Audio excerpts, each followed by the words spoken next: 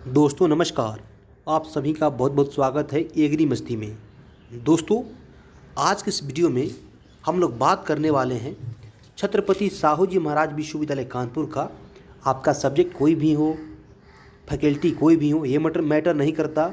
अगर आप छत्रपति साहू जी महाराज विश्वविद्यालय कानपुर का छात्र हैं तो आपके होने वाली लिखित परीक्षा का जो कॉपी है उसका मेन फॉर्मेट कैसे भरा जाता है। ठीक है दोस्तों, जैसे कि आप लोग इस वीडियो के थंबनेल पर भी देख सकते हैं, इस बार ऐसे भरे लिखित परीक्षा की उत्तर पुस्तिका। ठीक है, क्योंकि ये बहुत ज़्यादा ज़रूरी हो जाता है। और दोस्तों सभी स्टूडेंट देख लो वरना रिजल्ट हो जाएगा पेंडिंग। जी हाँ दोस्तों, आप लोग सही सुन रहे हैं। अगर आपने अपने कॉपी में चाहे 50 नंबर में 50 नंबर का ही प्रश्न का उत्तर क्यों ना दे, लेकिन अगर आपका कॉपी का जो मेन जो चीज़ होता है, रोल नंबर रोल कोड वगैरह होता है, बढ़िया से नहीं भरेंगे तो आपका रिजल्ट बिल्कुल नहीं आने वाला है। तो दोस्तों आज की इस महत्वपूर्ण वीडियो में हम लोग इसी बात को लाइव एक कॉपी के माध्यम से समझेंगे। मेरे पास एक कानपुर यूनिवर्सिटी का पेपर है, कॉपी है, ओरिजिनल कॉपी का मेरे पास एक फ़ोटो है, जिसके माध्यम से मैं आप लोगों को बताऊंगा कि आप लोग अपने लिखित परीक्षा से पहले जो कॉपी का फ्रंट पेज होता है जिस पे आपका डिटेल्स भरा जाता है वो कैसे भरें। दोस्तों मैं वीडियो में आगे बढ़ूँ उससे पहले मैं आप लोगों से रिक्वेस्ट करता हूँ कि प्लीज़ आप लोग इस एग्री मस्ती चैनल को सब्सक्राइब कर लेंगे तो कानपुर यूनिवर्सिटी से संबंधित आपका कोई भी अपडेट मिस्टेक नहीं होगा। इसलिए इस चैनल को जरूर सब्सक्राइब करें और दोस्तों वीडियो को ज़्यादा से ज़्यादा लाइक कर दें। मैं आपसे रिक्वेस्ट करता हूं लाइक के लिए। दोस्तों अब चलते हैं अपने वीडियो पर। दोस्तों सबसे पहले मैं आपको बता दूं कि यह अभी आपने जो अपने स्क्रीन पे देख रहे हैं ये ही है छत्रपति साहू जी महाराज विश्वविद्यालय का कॉपी। ठीक है, तो दोस्तों जो इस बार यानी दोस्तों 2023 में जितने भी सेमेस्टर परीक्षाएं होंगे वो लिखित पैटर्न पे परीक्षाएं होंगे। और दोस्तों लिखित पैटर्न का जो कॉपी आपको मिलेगा बिल्कुल यही मिलने वाला है। तो मैं आज आप लोगों को बताऊंगा बारी बारी से कि जो फ्रंट पेज होता है कॉपी का उत्तर पुस्तिका का वही सबसे इम्पोर्टेंट होता है, जैसे कि मैं पहले भी बता चुका हूं। तो आज समझेंगे बारी बारी से कि कहाँ क्या भरा जाता है। ठीक है दोस्तों, तो सबसे पहले मैं आपको बता दूं ये छत्रपति साहू जी महाराज विश्वविद्यालय का कॉपी है। इसका दोस्तों आप लोगों को जो मिलेगा कॉपी ये 2 पार्ट में होगा। ठीक है, कितने पार्टों में? 2 पार्ट में। जैसे कि आप लोग यहाँ पे देख सकते हैं, यहाँ पे लिखा हुआ भी है। जैसे आप लोगों को मैं जूम करके दिखा दूँ, ये हुआ आपका पार्ट 1। ठीक है, और इसी तरह ये हुआ आपका पार्ट 2। अब दोस्तों बात करते हैं पार्ट 1 में आपको क्या भरना है। तो दोस्तों पार्ट 1 में आपको भरना क्या है, आप लोग अब यहाँ से ध्यान से यहीं से ध्यान से देखना आपको वीडियो को। ठीक है, अब बिल्कुल मिस्टेक नहीं करना है। दोस्तों सबसे पहले मिलेगा आपको कक्षा, तो भर देना है आपका कौन सा फैकल्टी है कौन सा। ठीक है, जैसे ये बीएससी एजी का स्टूडेंट है तो बीएससी एजी डाल चुका है। और दोस्तों सेमेस्टर या भाग, अगर आपका जो भी सेमेस्टर हो, जैसे कि यहाँ पे फर्स्ट लिखा हुआ है, किसी का थर्ड है तो यहाँ पे थर्ड भर सकता है, सेकंड भर सकता है। ठीक है, अब दोस्तों बात करें विषय का, तो दोस्तों किस विषय का जो पेपर आज आपका है तो दोस्तों उसको इसमें आप डालेंगे। ठीक है, जैसे इस लड़का का जो कॉपी है इसमें बीएससी एजी बेसिक एजी फर्स्ट लिखा हुआ है, यानी दोस्तों ये बेसिक एग्रीकल्चर फर्स्ट का पेपर था। ठीक है, और दोस्तों जो अगला है उसमें आपको डालना है प्रश्न पत्र। देखिए दोस्तों यहाँ पे समझने वाली बात कही है, ये जो प्रश्न पत्र है छात्रों को कंफ्यूज करता है, क्योंकि दोस्तों प्रश्न पत्र मतलब आखिर क्या होता है। दोस्तों मैं आपको बता दूं प्रश्न पत्र का तात्पर्य यह है कि जो भी आपका प्रश्न सब्जेक्ट है उसका कोड क्या होता है। जैसे सब्जेक्ट कोड को इसमें प्रश्न पत्र लिखा हुआ है। ठीक है, यहाँ पर प्रश्न कोड लिखा हुआ है, लेकिन इसी चीज़ को यहाँ पे प्रश्न पत्र लिखा हुआ है। तो जैसे कि इसका 10वां पेपर था, ठीक है, 10th पेपर था, ठीक है, उसका कोड था एजी 1010, तो इसमें लिखा हुआ है 10th। ठीक है, आप लोग को यहाँ भरना क्या है, जैसे प्रश्न पत्र कोड पूछेगा तो आपके सब्जेक्ट कोड को इसमें डालना होगा। पहले अल्फ़ाबेट, उसके बाद नंबरिंग न्यूमेरिक, उसके बाद फिर अल्फ़ा डालना होगा। ठीक है, अब दोस्तों ये मैं आपको पार्ट 1 का बात कर रहा हूँ। उसके बाद दोस्तों क्या करना है, प्रश्न पत्र का शीर्षक उसको आपको इसमें भरना होगा। ठीक है, इसके बाद आपको परीक्षा की तिथि एवं समय यहाँ पे भरना होगा। दोस्तों मैं सुरक्षा कारणों के चलते इसमें जो भी डिटेल्स पहले से भरा हुआ था उसको ख़त्म कर दिया है। ठीक है, ये सुरक्षा कारणों के चलते ऐसा किया गया है।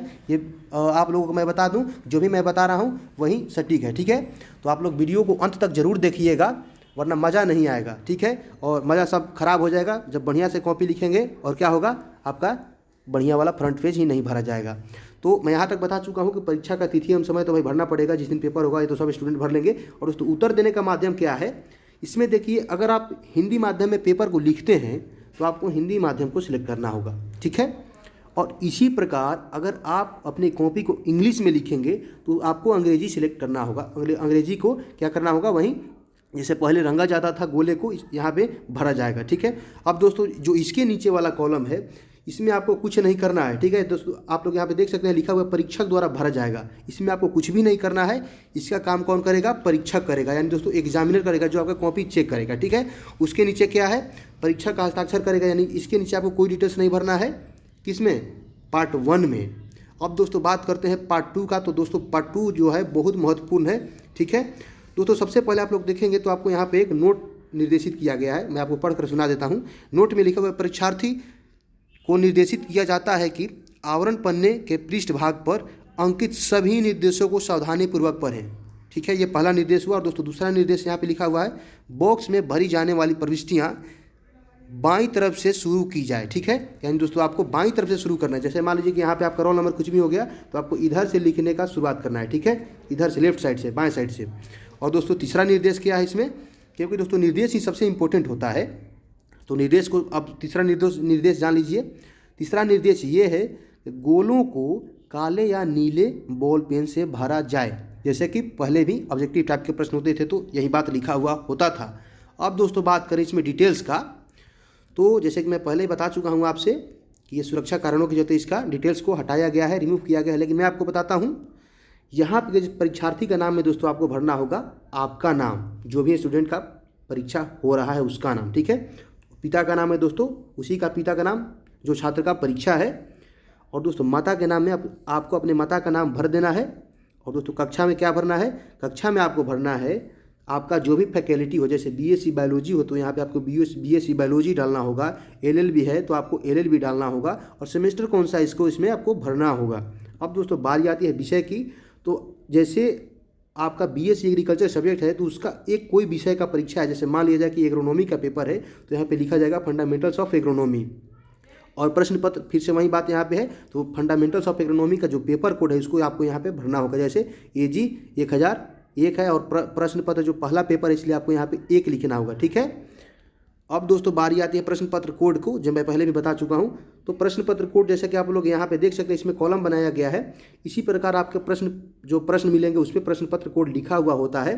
तो उसमें जहाँ पे आपको अल्फ़ा लिखे यहाँ पे आपको अल्फ़ाबेट्स डालना है, और जहाँ पे न्यूमेरिक पूछे वहाँ पे आपको नंबरिंग डालना है। और उसके बाद फिर से क्या है, अल्फ़ा वाला कॉलम है, जिसका मतलब है कि ये एन लिखा हुआ है, न्यू सिलेबस का है। अब दोस्तों इसके बाद आती है नंबर परीक्षा की तिथि की। दोस्तों यहाँ पे आपको परीक्षा की तिथि भरना है। परीक्षा की तिथि यानी जो पेपर आपका जिस दिन हो रहा है उस दिन के यहाँ पे डिटेल्स भरना होगा। और दोस्तों मैं उम्मीद करता हूँ कि आप लोग बढ़िया से समझ रहे होंगे, और समझ में ना आए तो आप लोग कमेंट भी कर लीजिएगा। और दोस्तों मुझसे पर्सनली अगर कोई भी सवाल हो तो आप मुझसे पूछ सकते हैं, लेकिन उसके लिए आपको इंस्टाग्राम पर डायरेक्ट मैसेज करना होगा, लिंक आपको डिस्क्रिप्शन में मिल जाएगा। अब दोस्तों बारी आती है पंजीकरण संख्या की। ये जो पंजीकरण संख्या है ये बहुत इंपॉर्टेंट है, ये बहुत ज़्यादा इंपॉर्टेंट है, ठीक है। अगर आप पंजीकरण संख्या नहीं भरेंगे तो रिजल्ट आपका फंस सकता है। और आगे जो भी डिटेल्स मैं आपको बताने वाला हूँ, अगर आप उन डिटेल्स को नहीं भरेंगे बढ़िया से तो आपका रिजल्ट बिल्कुल ही पेंडिंग पड़ जाएगा। इसलिए यहाँ से वीडियो को ध्यान से जरूर देखिएगा।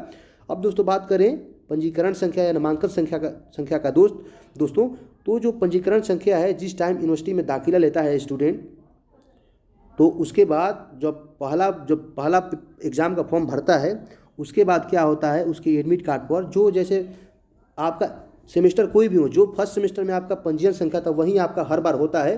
तो जो फर्स्ट सेमेस्टर वाले स्टूडेंट हैं उनके लिए तो नया होगा, और जो पुराने स्टूडेंट हैं उनके लिए पुराना ही होगा। तो यहाँ पे आपको पंजीकरण संख्या भर देना है, ठीक है। और उसके बाद दोस्तों नंबर आता है बहुत इंपॉर्टेंट टॉपिक्स का। तो दोस्तों सबसे पहले क्या है, रोल नंबर है, क्योंकि दोस्तों रोल नंबर क्या होता है, सबसे इंपॉर्टेंट होता है, ठीक है। तो अब रोल नंबर को भरना क्या है, जैसे आप लोगों को पहले ही निर्देश में बता चुका है कि आपको बाएं तरफ से शुरू करना है। जैसे मान लीजिए किसी का रोल नंबर 1 2 3 4 है तो आपको 1 यहाँ से शुरू करना है, और उसके बाद इसमें 2 ऐसे भरते जाना है। और यहाँ पे क्या करना है, यहाँ पे कलरिंग करना है। जैसे यहाँ पे 1 आपने लिख दिया तो यहाँ पे आपको 1 कलरिंग करना होगा, जैसे पहले आप लोग करते थे ऑब्जेक्टिव टाइप प्रश्न में। अब दोस्तों यहाँ पे महाविद्यालय कोड, आपका कॉलेज कौन सा है उसको यहाँ पे डालना है। और दोस्तों जो अगला है इसमें क्या करना है, आपको परीक्षा केंद्र का कोड। यहाँ पे छात्र गड़बड़ी कर देते हैं और परीक्षा केंद्र के कोड में भी वही कोड भर देते हैं जो कि उनका कॉलेज का कोड होता है। लेकिन सभी जगह क्या होता है, सभी कॉलेजों का सेंटर होम सेंटर नहीं होता है। इसलिए आपका सेंटर जिस कॉलेज में गया है तो आपको उसी कॉलेज का कोड इसमें भरना होगा। अगर होम सेंटर है तो फिर ठीक है, आप अपने महाविद्यालय कोड एवं परीक्षा कोड दोनों, परीक्षा केंद्र कोड दोनों को बराबर ही भर सकते हैं। लेकिन अगर आपका सेंटर कहीं दूसरी जगह है तो आपको सेंटर वाले कॉलेज का डिटेल्स इसमें परीक्षा कोड केंद्र कोड भरना होगा। अब दोस्तों बारी आती है परीक्षार्थी स्टेटस। ये व्हाट्सएप वाला स्टेटस नहीं है, ये हो गया आपके ओरिजिनल लाइफ का स्टेटस। अब समझिए यहाँ पे बात क्या है। जैसे अगर कोई स्टूडेंट रेगुलर है, उसका वो बैक नहीं लगा हुआ है, फेल नहीं हुआ है, तो इसमें रेगुलर को सिलेक्ट करेगा। अगर बाय द वे किसी भी स्टूडेंट का बैक लग जाता है या उनका पूरा सेमेस्टर बैक चला गया है तो एक्स वाले स्टूडेंट यहाँ पे भरेंगे और बैक वाले स्टूडेंट यहाँ पे भरेंगे, ठीक है। और दोस्तों आगे लिखा हुआ है ऑड सेमेस्टर, इवन सेमेस्टर, ठीक है। तो दोस्तों आगे लिखा हुआ है मेडिकल। तो दोस्तों मैं आपको बता दूं, यहाँ पे आपका सेमेस्टर ऑड हो, विषम हो, तो यहाँ पे आपको ऑड चुनना होगा, और इवन हो तो यहाँ पे आपको इवन को कलर करना होगा, ठीक है। एक ही कलर करना है, जैसे इवन हो तो सिर्फ इवन को कलर करना है, और अगर आप रेगुलर स्टूडेंट हैं तो रेगुलर को कलर करना होगा। अब दोस्तों बारी आती है उसके बाद बारी आती है दोस्तों परीक्षा की पाल, यानी दोस्तों किस सीटिंग में, किस शिफ्ट में आपकी परीक्षा है। तो दोस्तों परीक्षा जो है इस बार एक सीटिंग से ज़्यादा में होने वाले है, 2 सीटिंग में, ठीक है। 3 सीटिंग में इस बार कानपुर यूनिवर्सिटी पेपर लेने जा रही है, क्योंकि टाइमिंग घटा दी है, 2-2 घंटे कर दी है, और परीक्षा जो है 3 सीटिंग में होगी। तो यहाँ पे 3 पालियों में होगी। तो अगर आपका पाली फर्स्ट है तो आपको फर्स्ट को रंगना होगा, और सेकंड पाली है तो आपको सेकंड को कलर करना होगा, इसी प्रकार थर्ड को भी करना होगा। अब दोस्तों बारी आती है अनुक्रमांक शब्दों में यहाँ पे लिखना हुआ होता है, ठीक है। जैसे आपका रोल नंबर मान लीजिए कि 1 2 3 4 5 है, ठीक है। जैसे 12 45 46 ऐसे करके है, तो आपको क्या करना पड़ेगा, 12 45 46 है तो आपको लिखना होगा इंग्लिश में, लिखना चाहे तो इंग्लिश में या फिर हिंदी में भी लिख सकते हैं। आपको लिखना होगा इंग्लिश में 1 2 4 5 4 6 ऐसे करके लिखना होगा, ठीक है। अब दोस्तों बारी आती है परीक्षार्थी का पूर्ण हस्ताक्षर। यहाँ पे जो भी स्टूडेंट एग्ज़ाम दे रहा है उसका यहाँ पे सिग्नेचर बहुत ज़्यादा ज़रूरी हो जाता है, ठीक है। क्योंकि सिग्नेचर नहीं करेगा तो जो एग्जामिनर है वो उसको लगेगा कि कॉपी है, वेरीफाई नहीं है। क्योंकि ये भी हो सकता है कि जो छात्र है परीक्षा में नकल करते हुए पकड़ा गया होगा, जिसके चलते इसका कॉपी पे सिग्नेचर नहीं कराया होगा, तो कॉपी आपका चेक नहीं करेगा।